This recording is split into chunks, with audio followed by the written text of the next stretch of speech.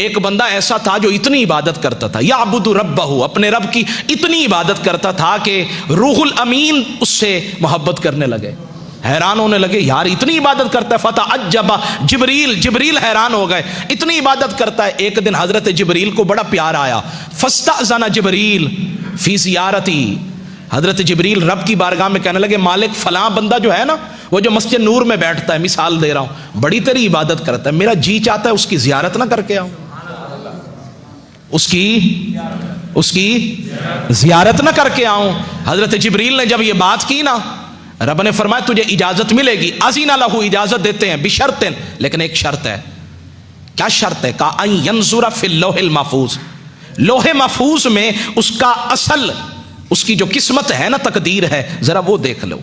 جب حضرت جبریل نے لوح محفوظ میں دیکھا نا، تو کہتے وہاں تو اس کو شقی لکھ دیا تھا، بدبخت لکھا ہوا تھا، حیران ہو گئے، زمین پہ اترے، اس بندے کی طرف گئے، سلام دعا کے بعد اسے بتایا میں جبریل ہوں، وہ پھر بھی اس کی عبادت میں لگا رہا۔ کچھ ہوتے ہیں جو حضرت خضر کے پیچھے بھاگتے ہیں، اور کچھ وہ ہوتے ہیں حضرت خضر بھی آ جائیں نا، میں بے ادبی نہیں کر رہا، وہ کہتے ہیں جی خضر آنا تیرا آنا مبارک، لیکن جس کی عبادت میں کر رہا ہوں نا، مجھے کسی کے لیے توجہ دینے کی ضرورت نہیں ہے۔ تو فرماتے ہیں بات ختم ہو گئی، فرماتے ہیں حضرت جبریل نے کہا تجھے اللہ نے بدبخت لکھا ہے۔ وہ پتہ کیا کہنے لگا؟ الحمدللہ، نہیں سبحان، اونچی بانا سبحان اللہ، ہر حال میں راضی رہنا، جیسے تو راضی ویسے میں راضی۔ کہنے لگا الحمدللہ، یا اللہ تیرا بڑا کرم ہے، کم از کم لکھا تو ہے نا، بدبخت لکھا تو ہے نا، کچھ نہ کچھ تو لکھا ہے، ادھر لکھے پھر بھی تیری مرضی ہے، ادھر بھی لکھے تیری مرضی ہے، کم از کم اتنا تو دلاسا ہے کہ تو نے لکھا ہے۔ حضرت جبریل کہنے لگے شاید کہ فظن جبریل انہ لم یسمع کلامہ، وہ کہنے لگے شاید اس نے میری بات کو سنا نہیں ہے۔ فاعاد علیہ القول، اس حضرت جبریل نے پھر کہا حضرت آپ تو ساری زندگی عبادت کرتے رہے، سجدے کرتے رہے، اور رب کا یہ معاملہ ہے کہ اس نے آپ کو شقی لکھ دیا ہے۔ اس نے پھر کہا الحمدللہ۔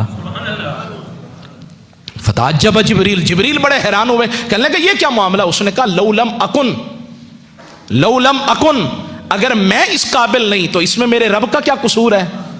میں اگر ہوں ہی نکما، میری ذات میں میری قسمت میں لکھا ہی نہیں ہے، تو اس میں میرے رب کا کیا قصور ہے؟ جبریل نے سنا تو اس بات میں بھی بڑا تعجب آیا، اور جب تعجب آیا نا تو فرماتے ہیں اللہ نے آواز لگائی، صدا لگائی، جبریل اب ذرا انظر فی اللوح المحفوظ، اب دیکھو نا لوح محفوظ میں۔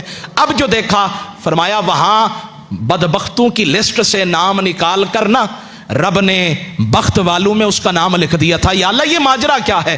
فرمایا جو میری ہر ادا پہ راضی ہے، میرے ہر فرمان پہ راضی ہے، تو پھر اس کا نام بدبختوں میں کیوں لکھوں، بخت والوں میں نہ لکھ دوں؟